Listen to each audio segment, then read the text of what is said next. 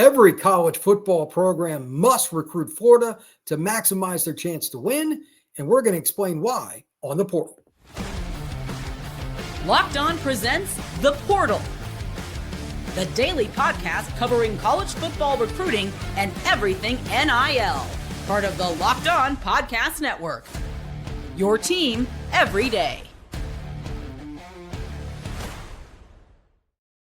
Welcome back into The Portal. I am your host, Brian Smith, longtime college football recruiting analyst and writer. Thank you for making The Portal your first stop to get all your information about high school football recruiting, the transfer portal, and NIL. We get it done right here every day on The Portal. Also, today's show is fun for me because it is a culmination of everything I've seen in the last week from the Under Armour camps with finishing up from Under Armour Miami. Going to talk a lot about the DB receiver group. It's loaded, including a kid from New York that came down and shined out. That was kind of a rare occurrence. O-line, D-line, why it's an important factor in evaluation. But everything in general is still about the same point that I opened with, the state of Florida. Did you know that 2024 NFL draft, more players from Florida were drafted than anywhere else? 30. The next state was Texas with 24. It is a massive, massive group of talented players in the Sunshine State. So if you are not recruiting Florida hard, and there's hardly anybody that's not, you are missing out. I'm going to go over my favorite players from the DB group and the receiver group first. I went through a bunch of the one-on-ones. It's not a complete list because I could do a show for an hour just on DBs. And this is a 30-minute podcast, but note, DB receiver in South Florida, there is no place quite like it in terms of how competitive these kids are at getting after it with each other. There are other cities and areas that are competitive, don't get me wrong, but it's more fun for us because there's some chirping and a lot of guys really being competitive all the way through the final whistle. So without further ado, I want to get a shout out to several kids, but Brody Jennings, who actually won MVP by the Under Armour Camp group, the UC report, they gave him the MVP. I was going through my film today watching it. He's from Jacksonville Mandarin. He's committed to the University of Michigan. I think he was as good, if not the best defensive back there. And considering the elite, and I do mean elite talent at wide receiver that was at Miami Under Armour, it personifies just how hard it is. He had multiple reps where he undercut the route or stayed on top when he needed to. He used good instincts. This is a kid that has an NFL future if he continues on this path. I knew he was good, but I didn't know he had those kinds of instincts. And he's a Florida State legacy. He's got Miami after him. Florida State's still going after him. You know, he's committed to Michigan. That's a kid that I think is going to be a big-time college and potentially NFL football player. Brody Jennings is a dude. When I look at the list overall, trying to figure out, like, okay, who else would I pick? Tedarius Hughes, a Florida State commitment from South Florida. He was a kid that I liked a lot. There were several others, and I'm just going to run down a few names and kind of go over it and explain what makes them stand out and why Florida DBs. It just seems like every year Florida defensive backs really stand out. NFL draft, going around college football, looking at All-American lists. The 2020 Bama team that won the title, 4 of their DBs were from South Florida. They were all Broward County kids, in fact. It's incredible. So just a few of the guys in general. Carlton Jackson III had a great pass breakup against Denairiuis Gray, Auburn commit, wide receiver, really good player at Chaminade Madonna. If you can get a PBU against him, you're doing pretty good. He's from Coconut Creek. Guy's a little underrated. I like him. Javen Allison from Norland. He had some really good coverage plays. I think he's a little underrated. Norland's a program that churns out a lot of talent. I already talked about Brody. Tedarius Hughes, a kid from South Florida that's, you know, the length is ridiculous. He is going to be a player that transfers to Miami Northwestern, probably going to make an immediate impact there. I'd love to see some of the battles that he's going to have with all the talented receivers at Miami Northwestern. That just the practices will be fantastic. But overall, the DB group, I couldn't possibly go through it without giving a shout out to a bunch of different guys. So let's just kind of start from the top of the board and move on down. Looking at it overall, the kid that maybe he surprised the most, if you want to look at it that way, Amir Sears. I didn't know anything about him, and he's class of 28. He's West Broward. That's a program that's been on the rise a little bit. He had a couple really good PBUs and pass breakups are just part of it, but like how you cover underneath, whether you play over the top, you're taking a chance against receivers in South Florida in general. And we had kids from Central Florida to Orlando and Jacksonville, other places that came down. I was impressed by him. Amir Sears, again, he's only class of 28. He's a kid that I think has a really good chance to be good. Also, I mentioned Allison. He's a 26 kid. He's a Norland kid, but Norland in general, if you're recruiting in South Florida and you're not recruiting Norland, you're probably in trouble. Maybe the most impressive kid is also from Norland, Kenton Dobson. He's class of 27. Just looking at him physically, I can see why he's a national top 50 kid by pretty much everybody. I think he's a 5-star on multiple services right now. I loved watching him run around. He's got a ways to go to get to the top of the mountain and all the little technical things, but he's further ahead than just about any junior I've seen. It might be the best junior DB in the country when you add in just the raw physical skills. Going on down the list, a kid that just committed to Oregon, Xavier Larice. He's at O'Galley High School in Melbourne up the coast. It's still the Atlantic side of Florida. He had a pick, and he knows how to trail and turn around at the right time. I still expect Florida State and Notre Dame and all the schools to still come after him. Teams that had visits lined up with him.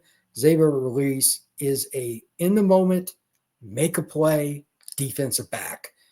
Love that kid's make-up speed. He's not afraid to come after you early, and if he gets beat, again, he's got the speed to get back and make something happen. He's a track guy.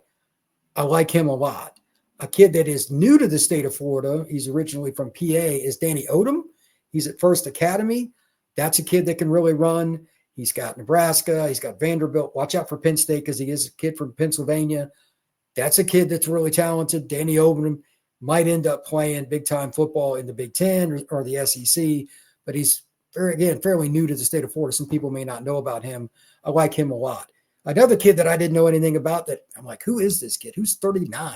Going back through my list, and I hope I pronounced this properly, Tiago Mendez, Palm Beach Central. He had a couple really good plays. I didn't know anything about him. He's not ranked as high as some other kids. I think he's a quality player. And then the guy that, if you're going to say from the class of 26, who else just looks the part? Jaydin Broadnax. West Boca, that school just won 6A state title. He's one of the reasons why. Class of 26, so he'll be a senior this fall. He's really, really good. I think that's a kid that could play multiple spots in the secondary. Where he ends up playing college ball, I don't know, but I'm sure that all the Florida schools would like to keep him home. Daryl Trey Bell, he had some big-time plays. He's out of Goldman. He's committed to Florida State, but there are schools coming after him. He's definitely talented. Jordan Crutchfield, it looks the part as much as any player in the state when you talk about his length. He's at least 6'2". I mean, legitimately, at least 6'2". He's at Westwood in Fort Pierce. I'm not sure what's going to happen with him position-wise yet. I've seen him play a little bit, but I need to see him play again this fall. Is he a nickel? Is he a safety? How is he going to end up playing?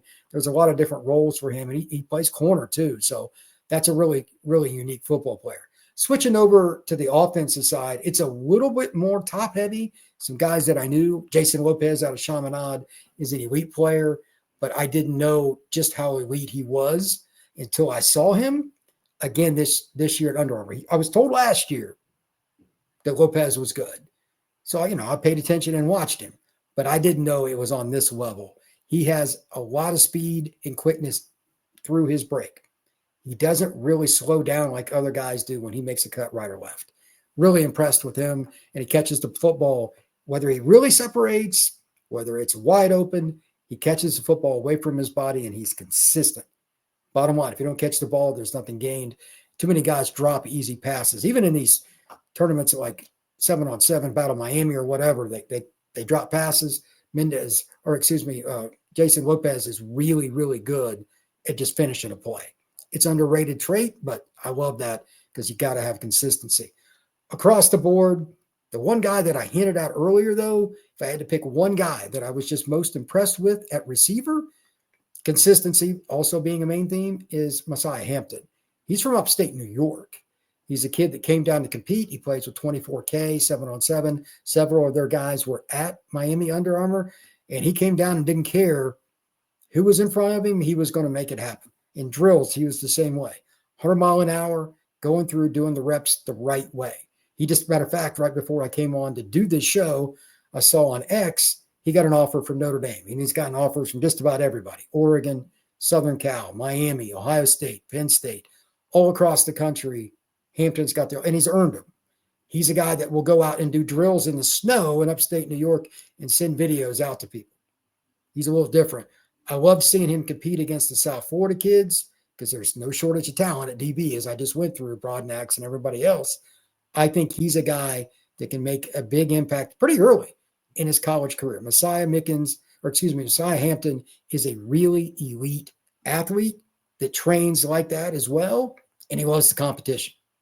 Give me the kid that loves competition every day of the week. That's very important. I think he'll play early, even if he goes to one of those major programs I just mentioned, Oregon, Southern Cal, Miami, whatever it is. I think there's a chance that he'll come in and get in the depth chart right away. Calvin Russell, have to talk about him if I'm going to talk about South Florida, 6'4", 6'5". He's a little under 200 pounds, but man, can he change direction for a long kid. I was surprised. I just tweeted about this on X. You just can't really put it in perspective until you see it live with your own eyes. Sometimes kids are athletic and make plays, and they'll surprise you on YouTube, you see it on their huddle, whatever it is. And that's fine. But when I saw him change direction and stop and start the way that he did, Calvin Russell really impressed me. Calvin Russell is one of those guys that also caught the football well through contact. Sometimes they try to break it up and guys go to the ground. Even though this is an Under Armour camp, Calvin Russell was really, really impressive with that. When we come back, we're going to continue with the receivers and DBs. Then we'll get into the O-line, D-line, and wide. Again, if you're not recruiting Florida and not recruiting them heavily, that's a state that you're missing out on. That is next here on The Portal.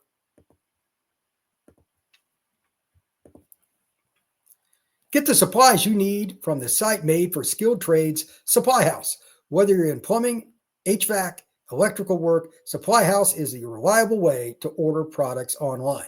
The easy-to-use website is packed with helpful resources and latest product information to help you get the job done right. Plus, with a complete inventory of over 200,000 parts from 400-plus top brands, you'll find exactly what you need delivered fast, coast to coast.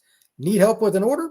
Supply House offers expert support and industry-leading service, so you'll always talk to a real person.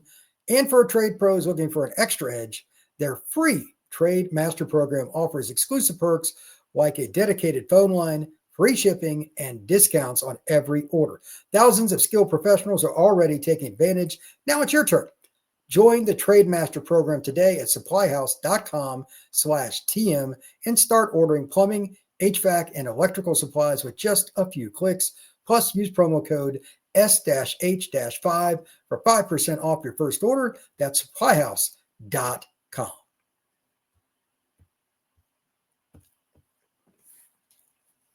Receivers in Florida.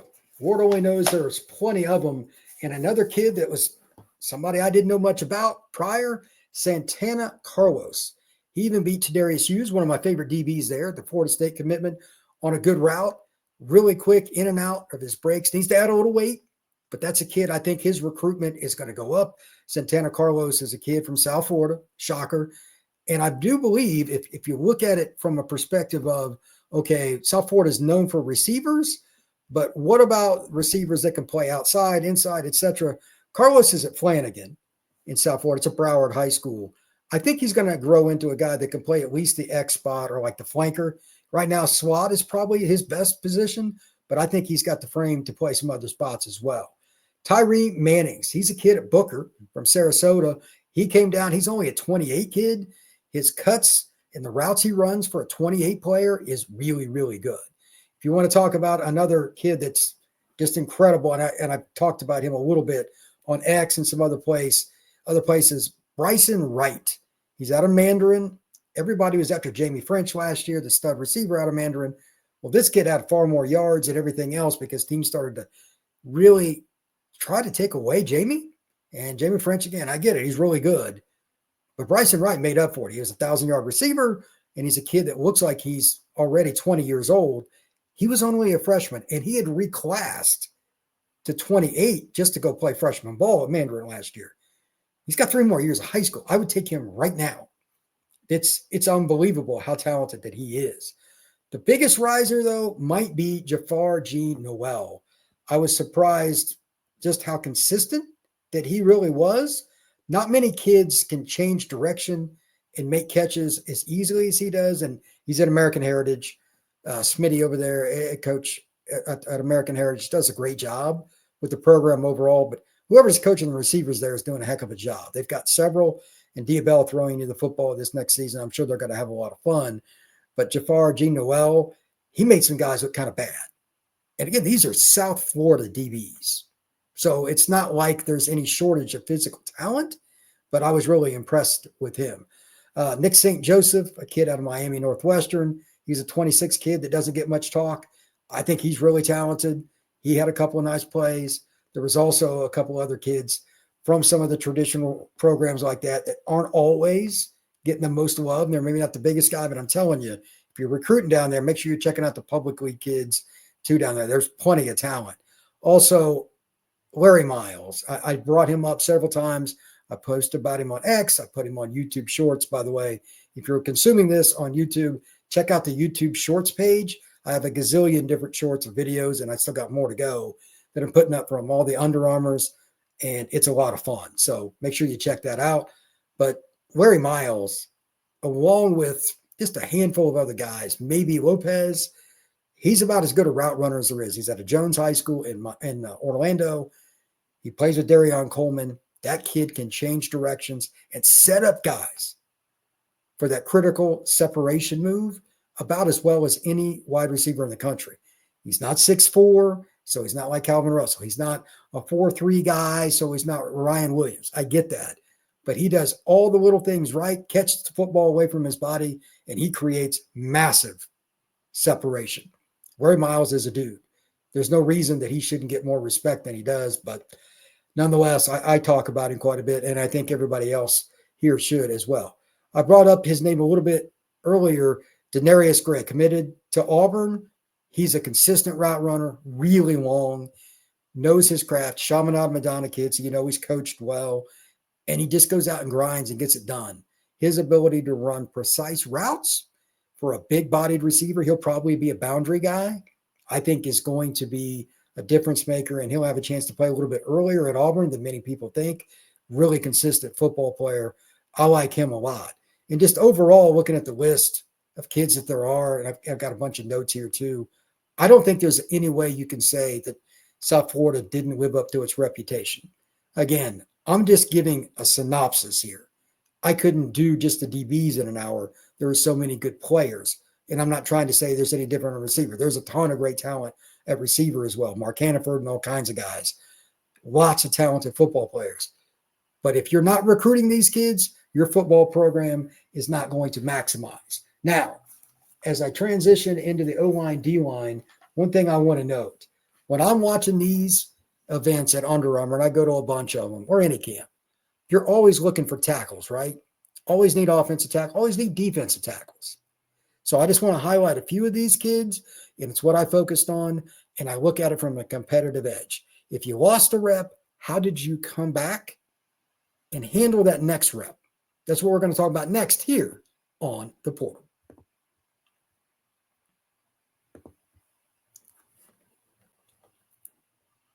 Talent is one thing. Effort, well, that's quite another.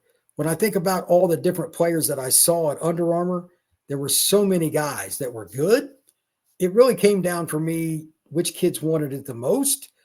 Cameron McHaney, a defensive tackle out of IMG. He's originally from Michigan, moved to Indianapolis before going to IMG. That kid was at his pro day with IMG High School on Thursday, made the trip with Jay Cruel, among other players from IMG, to come down and get extra reps. Those are the kinds of things that make me think this kid's going to take a step up in his recruiting rankings. To that point, another D tackle, Jamar Thompson, only going to be a class of 27 kid, plays at West Boca. He's the prototypical elite three tech, size, athleticism, hands, all those things. He'll be a national recruit. He didn't have to come to this, and some other D tackles in the state of Florida didn't come, but he did. I love that. And he went and competed. Didn't just go through once. He kept coming back for more reps. I love that. So all the things that I'm saying here, I'm basing it on literally how well did they compete, and did they get back in line, come back for more? That is the overwhelming theme of what I'm about to say for offensive or defensive players. With that being said, again, McHaney, I really like because of his technique. and his effort. Strong as a bull. He's about 6'1", 310 pounds. Not a guy that you're going to win a lot of leverage battles with, and he's just really consistent. I think McHaney is a guy that will make a dent in the SEC or at the Big Ten level. AC, doesn't matter. Right now, Illinois and Indiana, take your pick, are probably the two teams to watch, and we'll see. But he's just a really good football player. He keeps the main thing day in, day out, and he loves to grind. With Thompson, again, he's only a 27 kid, but I believe he's a guy that's going to pick whatever school he wants. He's 6'2", 6'3", 300 pounds, maybe just a little bit over.